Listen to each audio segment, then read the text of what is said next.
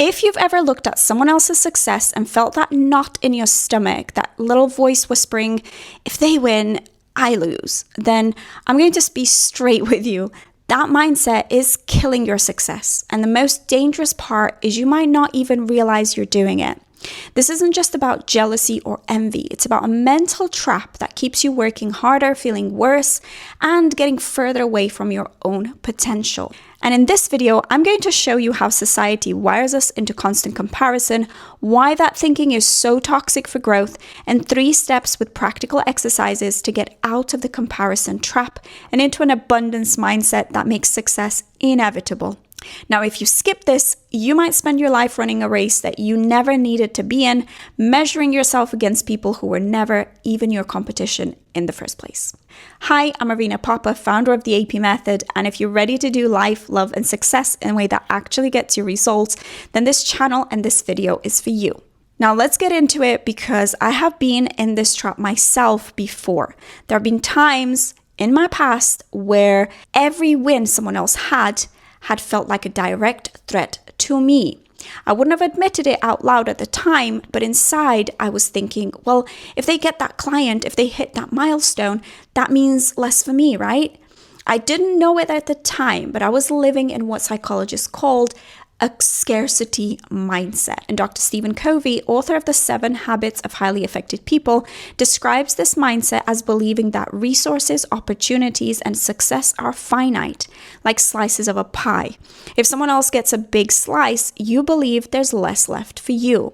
Now, here's the research. A 2013 Princeton University study found that people who focus on scarcity, whether it's money, time, or opportunities, their cognitive bandwidth drops significantly. They literally make worse decisions, get stuck in short-term thinking, and become more reactive. That means when you're stuck in comparison mode, you're not just feeling bad, you're literally performing worse.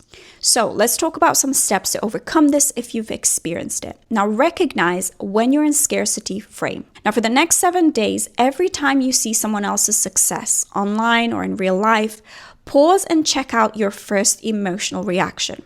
Is it curiosity, inspiration, or is it comparison, defensiveness, maybe even resentment?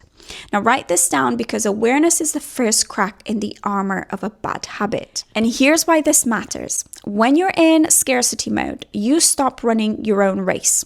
You start making decisions just to keep up instead of making decisions that are right for you. Now I want you to imagine this. You're running a marathon. You've been trained for months, you are halfway through, and all of a sudden you get so distracted by the person next to you, by their pace, their outfit, their water breaks, that you stop focusing on your own breathing, your own rhythm, your own finish line. Now, eventually you burn out not because you couldn't finish, but because you were running at their race, at their pace. So you were doing what they were doing, not what you should be doing. That's what living in comparison mode does to your life. Moving on to the step 2 part of this video, own your uniqueness so deeply that competition becomes irrelevant. Now I want you to make a no one else can be me list. Write down at least 5 things that are uniquely you. Your perspective, your style, your values, your skills, your lived experiences. Then write why each is valuable to the people you serve or to the life you're building. Keep this list somewhere you can see it. Whenever that comparison itch kicks in, I want you to read it. And let's address a fear a lot of people have. What if someone copies me? Now, trust me, I've actually been here, but here's what I realized. They can take stuff, okay? They can take the words, they can take the material, whatever it might be, but they can't take your mind, your heart, or the way you connect with people.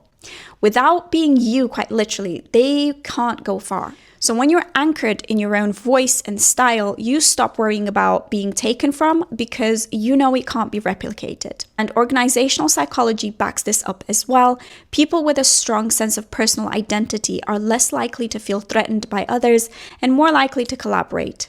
Knowing yourself isn't just empowering, it's literally a performance advantage. It's an actual hack. And I'm just going to take a second right here. If you're enjoying this content, please like this video, subscribe, and drop a quick comment. It makes a huge difference in helping me grow the channel and get this message to more people who need it just like you. And if you'd like to work with me even closer, My link is below for my website where you can book your one-to-one call, sign up for my live workshop, or join the waitlist for my program that's coming very, very soon. And I just want to say here quickly, thank you so much for being here. Thank you for watching, and hopefully you're getting some great value from this. Now let's keep it going. And this takes us very nicely to step 3, which is where I want you to shift from competition to inspiration. When you're inspired by someone instead of threatened by them, you turn them from a rival into an accidental mentor. And the best part is that your brain starts looking for ways to grow instead of ways to protect. So, for the next 7 days, whenever you see someone doing well, write down one thing you can learn from them or be inspired by, and one action you can take in your own lane because of it. This reprograms your brain to see others as part of your growth and not a threat to it. And the University of Michigan ran a study showing that when people focused on comparing themselves to their past selves instead of to others, their motivation and persistence doubled. They didn't just feel better, they achieved more. And here's the beauty of this shift. When you move into abundance, you naturally see more opportunities. You spot collaborations, you share resources, you create space for others without fear of losing your own. And yeah, there will still be people who operate from fear and try to pull others down, but when you're rooted in abundance, you see them for what they are, not a threat, just someone stuck in scarcity. And if you'd like to work with me more closely, again, all of the links are below to book onto the one-on-one call, join the workshop, or get on the waitlist for my program. But most importantly, I'd love to hear from you. Comment below and tell me if this advice helped you or how it's impacted your life. And if you liked this, get excited for the next one, which will be coming in a couple of days. And I really, really can't wait to see you there. Bye for now.